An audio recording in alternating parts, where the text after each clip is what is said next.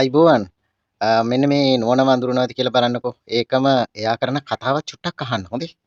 අද පුත්තලම සමුපකාර මැතිවරණය අද දවසේ ශ්‍රී ලංකා පොදු ජන පෙරමුණ ප්‍රමුඛ ඒකාබද්ධ විපක්ෂය විසින් ගරු සභාපතිවරයා විවිධ සේවා සම්පකාරය වෙනුවෙන් පුත්තලමෙන් අද පත් කරනු ලැබුවා.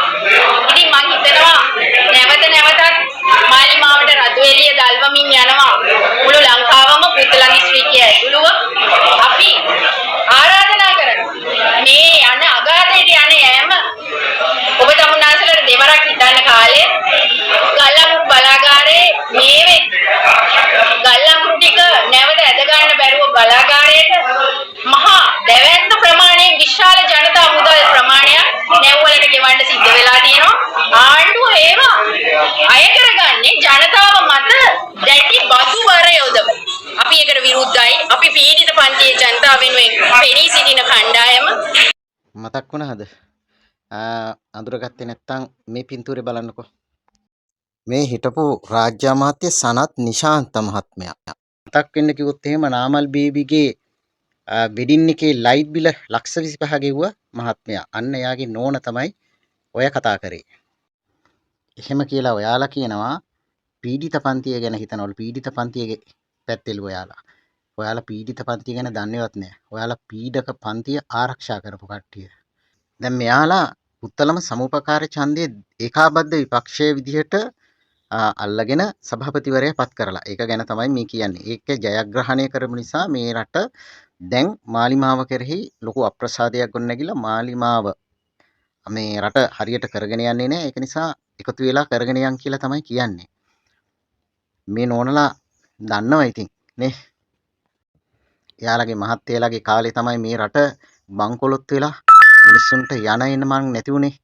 අන්න ඔය කාලෙදී. හැබැයි එයාලා සනත් නිශාන්ත මහත්තයලා මොකද කරේ? තමන්ගේ නායකයන්ට ප්‍රශස්ත ගය ගයා මේවා පේන්නේ වගේ ඇහැකම් පියාගෙන හිටියා. ඒ විතරක් නෙවෙයි ඡන්ද කාලෙට තමන්ගේ නායකයෝ තමන්ගේ ජයග්‍රහණය වෙනුවෙන් මිනිස්සු තාඩනයට පීඩනයට පත් කරපු විදිහ ඒ පුත්තලම් දිස්ත්‍රික්කයේ හිටපු මිනිස්සු හොඳටම දන්නවා. හරි රැස්වීමක් කරන්න දුන්නේ නැහැ.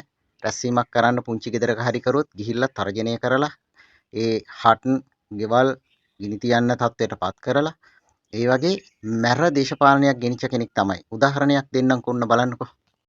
මෙයා අඳුරනවද? මෙයා ඇවිල්ලා සනත් නිශාන්ත මහත්තයාගේ මල්ලි ජගත් සමන්ත. ආරච්චි කට්ටුව ප්‍රාදේශීය සභාවේ හිටපු മന്ത്രി කෙනෙක්.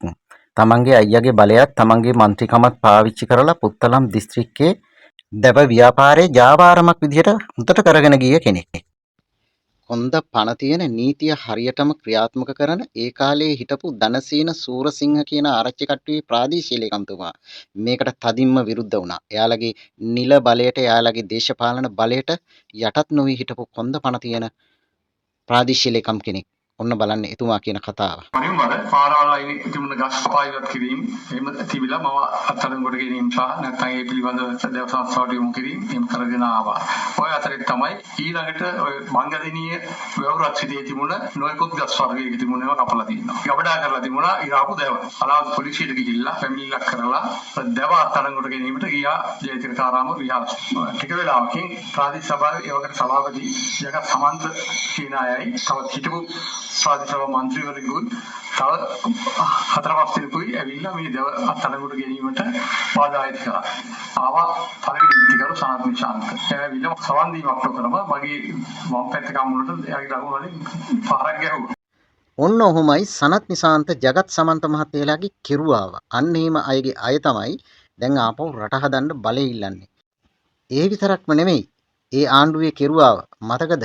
වයඹ පළාත් සභාවේ පළාත් සභා මන්ත්‍රී කෙනෙක් පාසල් දරුවෙකුට අවවාද කරා කියලා පාසල් දැරියකට අවවාද කරා කියලා නිලැඳුම කොටයි කියලා අවවාද කරපු ගුරුවරියක්ව දරගැස්සුවා. ඌව පළාත් සභාවේ හිටපු මහ ඇමති ගිහිල්ලා දෙමළ විද්‍යාලයක ගුරුවරියක් දනගැස්සුවා.